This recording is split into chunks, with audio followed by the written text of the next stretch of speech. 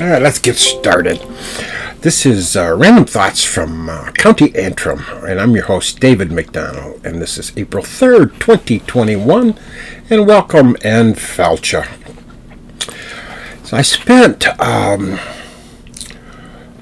am I got? I got a funky message just poked up. I'm just going to get rid of it. That didn't mean anything affecting my podcast other than it was a distraction.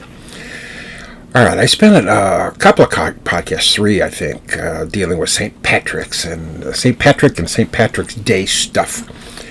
And now it's time to move on. And now it is April, which is Scottish American Month. I have to confess, I didn't know that was a thing. Now that, not that Scots or Scottish Americans aren't a thing. And you know what? I'm just looking at it. I got my cup here. It's an Irish cup. I need to pull out a Scottish cup for the rest of the month, which I will do. So my confusion, not that it was about the Scots, disrespect to the Scots or Scottish Americans. It was just, I didn't know they had a month. So I'm going to tell a Scottish story or two, and unless I get inspired with something else, I'll probably tell Scottish stories for the rest of the month. But first I have to announce a winner. We had a trivia contest, a St. Patrick's trivia contest, two podcasts in a row. And there was many submissions. Many of you thought you had won and sent me emails with your point total. But one person had many more points than any other. So I've declared her the winner. And her name is Aoife Sullivan. And she's from County Kerry in Ireland. And she's our grand prize winner. I had a Zoom conference with Aoife this week, and I asked her some basic questions. It was just to conclude, or just to confirm that she indeed knew more than a wee bit about St. Patrick. Because our scoring was on the honor system, and I needed to confirm that Aoife was indeed an honorable person and was the winner. And she is both. She's our winner. Now, in the process, I couldn't help notice a couple of things on our Zoom conference, my Zoom conference with Aoife. One is that she's a small person, and the other is that she has 2 eyes. Now, you might be curious as to why I was looking for such a thing, but it's simply because her last name is Sullivan. That name means literally in Irish a small one-eyed person. Now, I've got a small section in my book, Clandonnell, about Irish naming practices, how the Irish acquired last names when they did so, which is about the 12th century. And the Irish almost universally adopted the same practice, which was to adopt the name of their clan as their last name. So, for example, there was a clan on both sides of the North Channel in Scotland and Ireland, which was referred to as Clandonnell. And people in that clan, when they adopted a last name, became McDonalds. Hence the name Clandonnell, and hence my last name, McDonnell. There are many other examples throughout Ireland. Another example is the O'Sullivans. There was an Irish clan, mainly in County Kerry and County Cork, West County Cork. They were descendants of Owen More, who was a 3rd century Munster king. And the clan grew, and it kind of split apart into separate clans, and that included the McCarthys and the O'Keefes, the O'Callahans, and the O'Sullivans. Now, Sewell in Irish means I. And there's a couple of theories about what the 2 syllables, the first 2 syllables of that name means, based on the Gaelic of the era. You're dealing with, 1,500 plus years ago. And there's a couple of theories, and one is the name means dark-eyed. And then there's another that it means eagle-eyed. And yet a third, which seems to me had the most credence and probably is the most fun, is it means one-eyed. So there was somebody back then who had one eye, and the clan became named after him. Now the last syllable of that word, Sullivan, A-N, the last syllable is a diminutive suffix. It means it's a smaller version of the root word when you add an A-N at the end. The Spanish do that with ito at the end of a word, and we do that a variety of ways in English. Sometimes we add a prefix. The prefix mini, as in mini skirt or minivan. It means it's smaller than a skirt or smaller than a van in a traditional sense. We do others. We add a Y or an SY at the end of a word or end of a name. I was often called Davy when I was a boy. Just as a young Patricia might be called Patsy. It just means it's someone who is small or young. Ling is another one. A small duck is a duckling. So it's a way you can change the meaning of a word by adding a suffix. So in any event, the first Sullivan was probably a small man with one eye. And there may be another theory. It may not be the first Sullivan. The first Sullivan may have had one eye. As a man who simply lost his eye somewhere in his lifetime and thus acquired the nickname of Sulliv. And he had a son, which was referred to as Young Sullivan or Little Sulliv or Sullivan. And it may have been the son who became a hero of the clan, or perhaps the chief of the clan. And people referred to themselves in that clan, or perhaps others referred to members of that clan as Sullivans, because they were part of the Sullivan clan. And when these people acquired last names, they used the name O'Sullivan. Now that, of course, doesn't mean that people in the clan only had an eye, or everyone in the clan has but one eye, or that their descendants were somehow denied two eyes. And indeed, that's the case with Aoife. She has two eyes. She is somewhat petite, though, but that's a different story altogether. Okay, what's Aoife's prize? Well, if I can reach over, it's this, sort of. Let me hold it up so you can see it.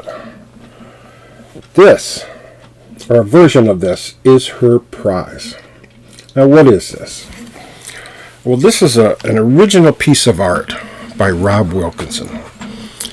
Rob is a British artist and illustrator, and I've known Rob for years. And I wanted for my book, By the Horse of Guinness, it's up here, kind of very colorful and whimsical illustrations, and for each of the stories. And the one I just showed you was the illustration for the story By the Horse of Guinness. And there's 8 other stories in here. Each one has a similar kind of themed illustration to go with the story.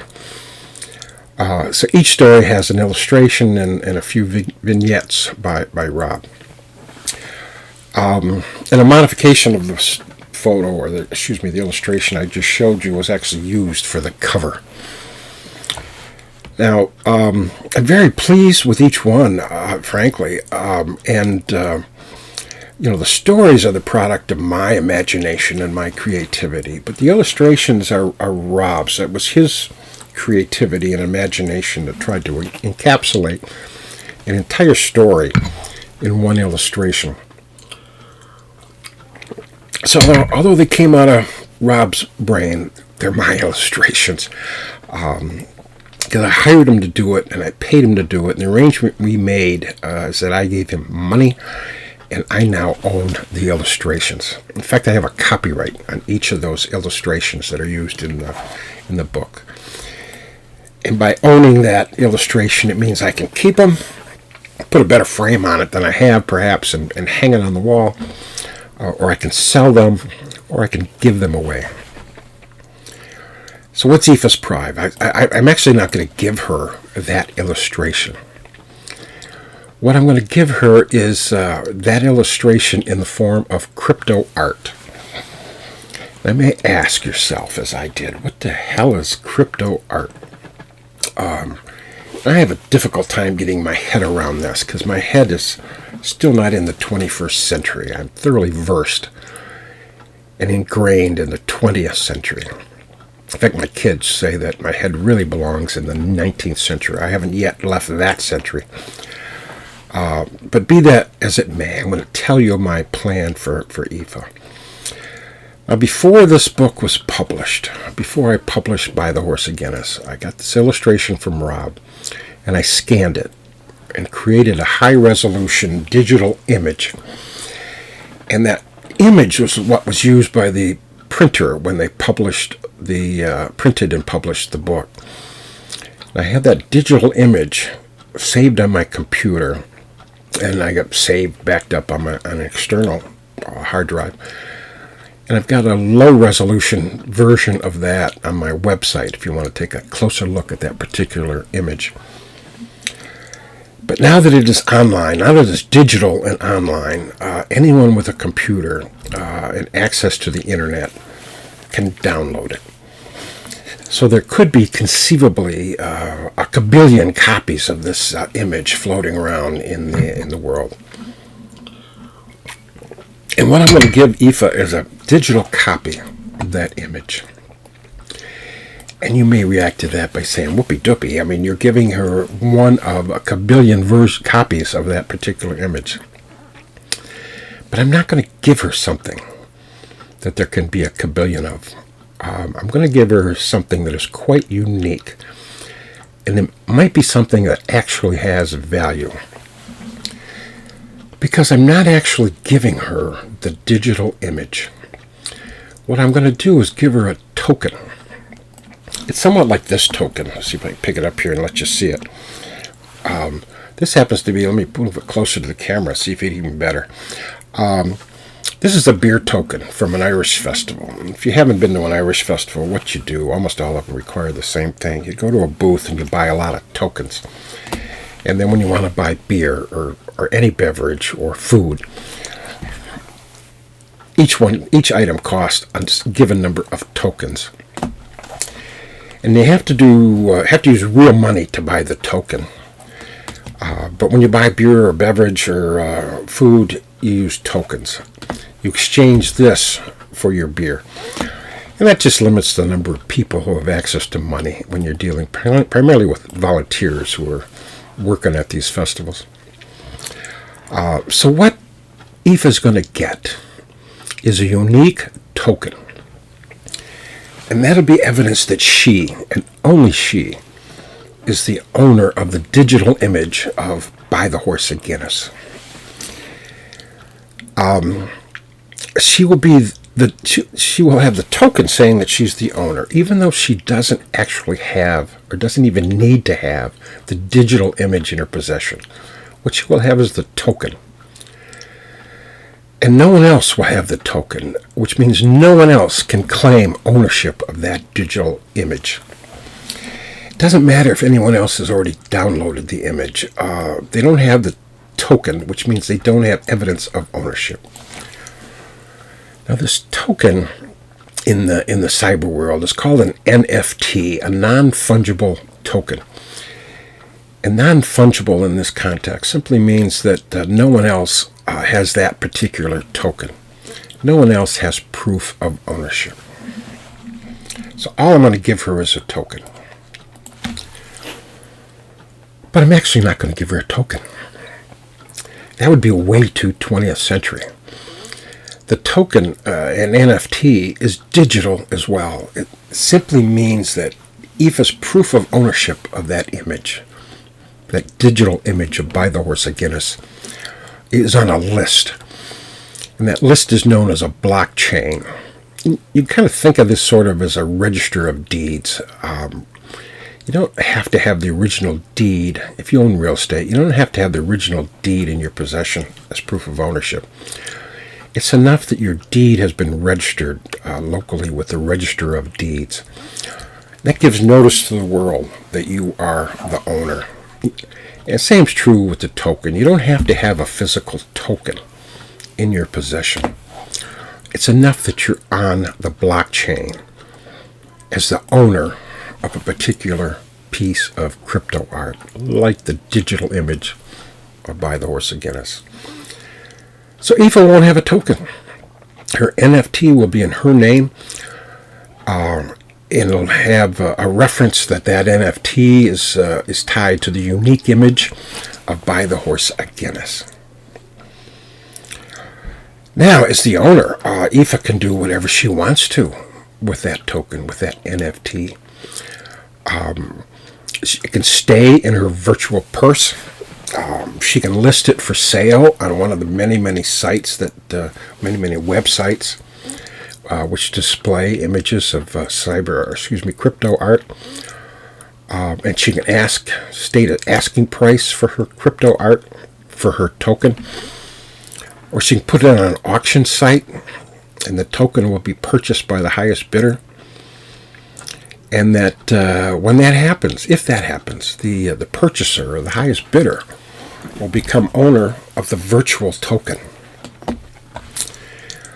Now, the purchase price for some of these, I've been reading about this, and the purchase price for some crypto art is just insane. There's some crypto art that is sold for millions. And struggling artists, particularly in the pandemic, have gotten rich by selling crypto art. In times when they can't display their art at a gallery or any traditional place to display their art, they're selling through this mechanism of NFTs and crypto art. They're selling everything else virtually. Now, when I say that crypto art is sold for millions, I don't mean millions of dollars, and I don't mean millions of euros. Because crypto art is bought and sold using cryptocurrency. And cryptocurrency isn't tangible or physical either. It's digital currency, and it's represented by a number inside your virtual wallet. And the virtual wallet is, in essence, just software that keeps track of your incoming and outgoing cryptocurrency. And you can use your virtual wallet to send cryptocurrency to someone else if you want to buy something, or to receive cryptocurrency if you sell anything.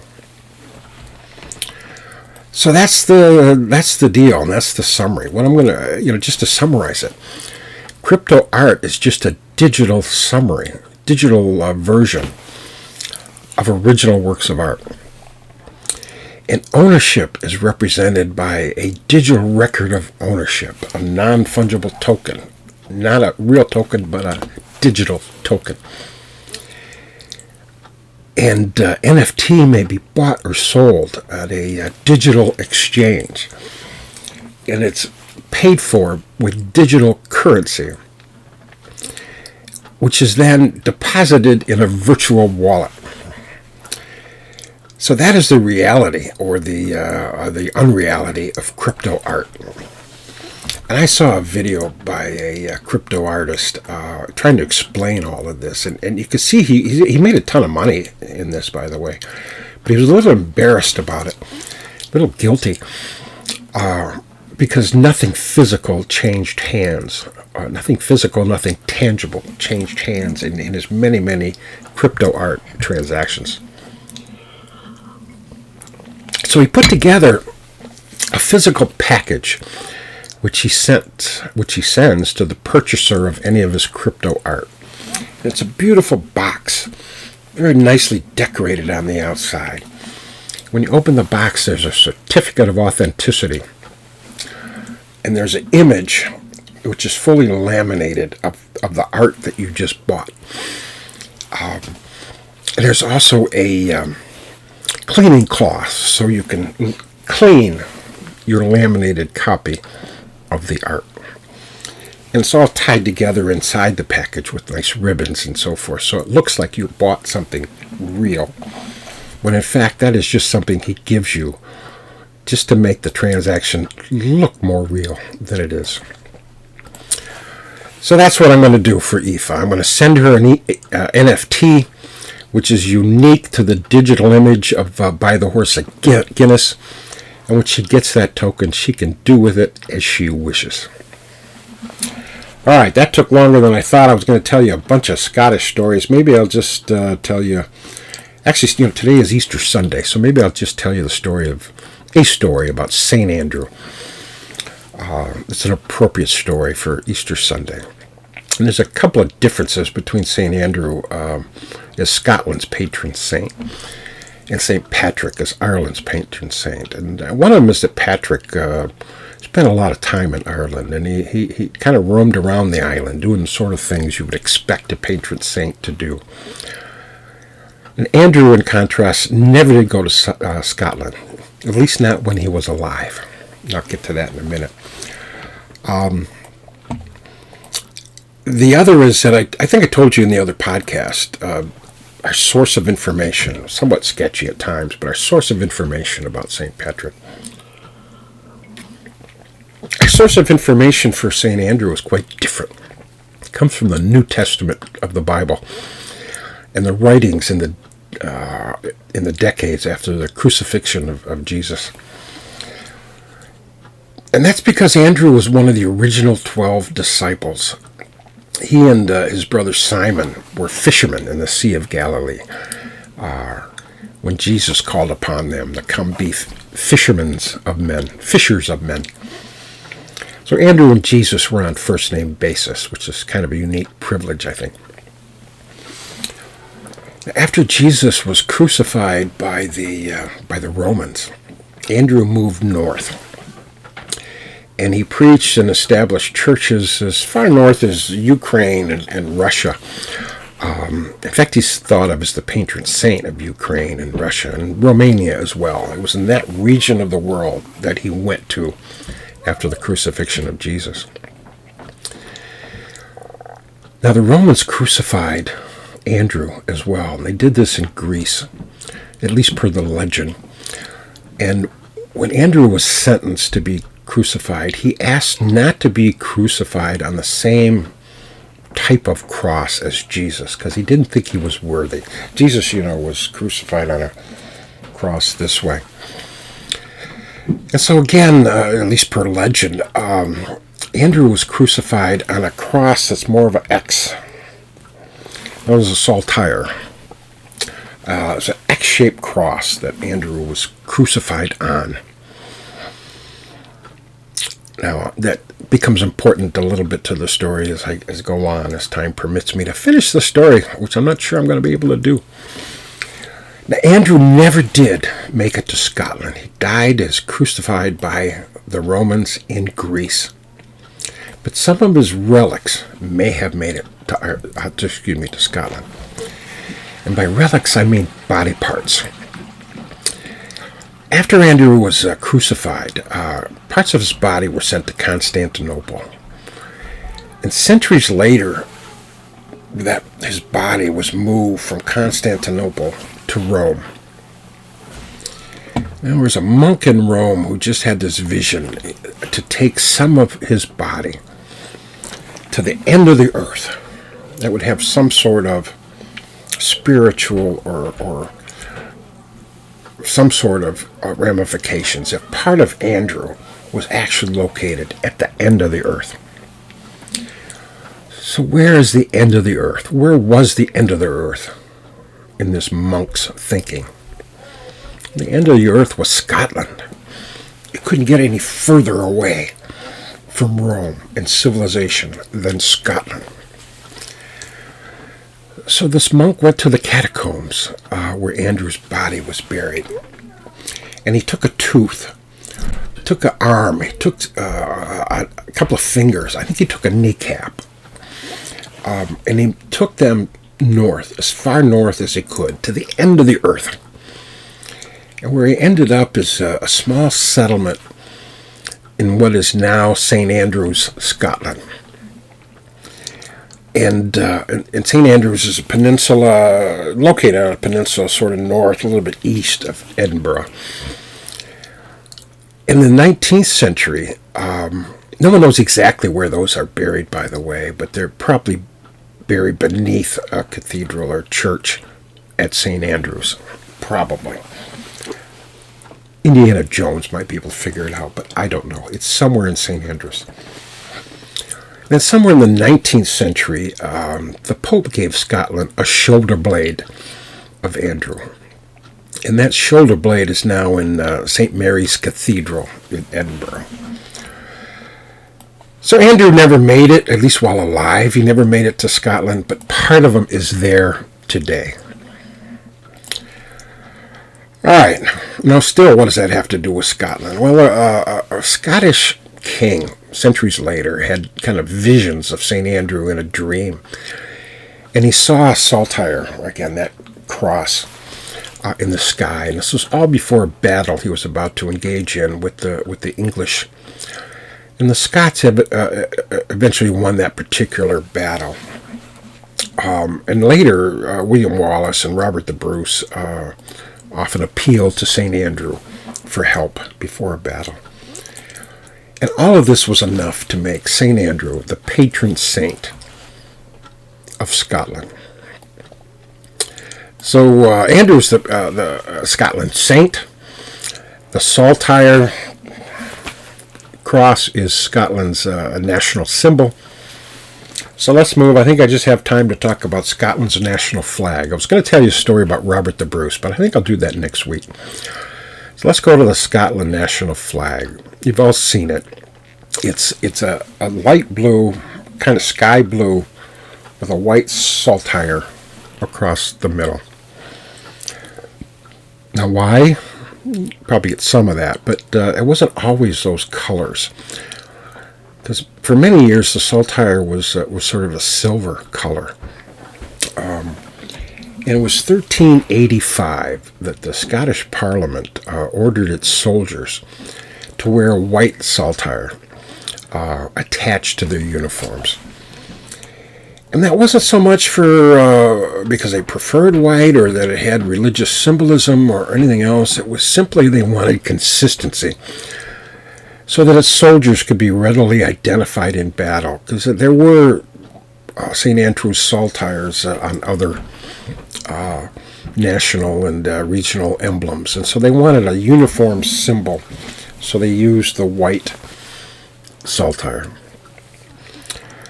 Now, why is the white saltire on a blue flag? I think the answer it is because it is.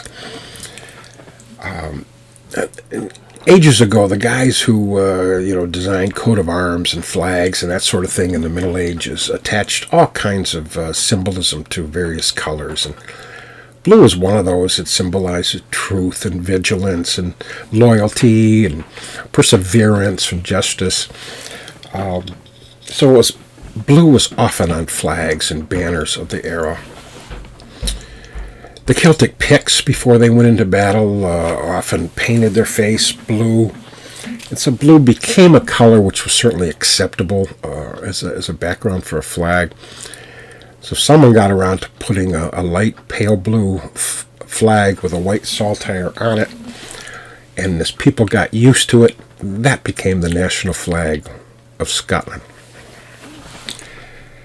Now, the shade is light blue, but it wasn't, again, not always the case. It's kind of a light sky blue when you look at the Scottish flag by itself. But the white saltire sometimes is on a darker marine blue. You'll see that sometimes. And you can see that on the British, the United Kingdom's Union Jack.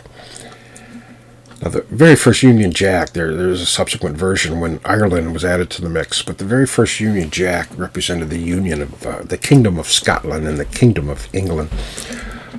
So it had the flag of St. George, which was white with a red cross.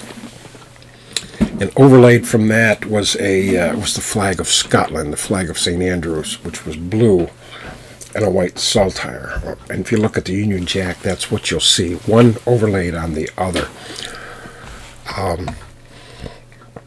Now, when the background on the Union Jack, on the current Union Jack, is a much deeper blue than the flag of Scotland. And there's no real symbolism or significance or politics involved in that.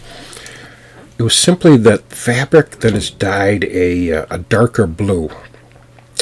It's just more durable, especially when exposed to salt air and salt water. A dark blue dyed fabric is more durable than a light blue dark fabric.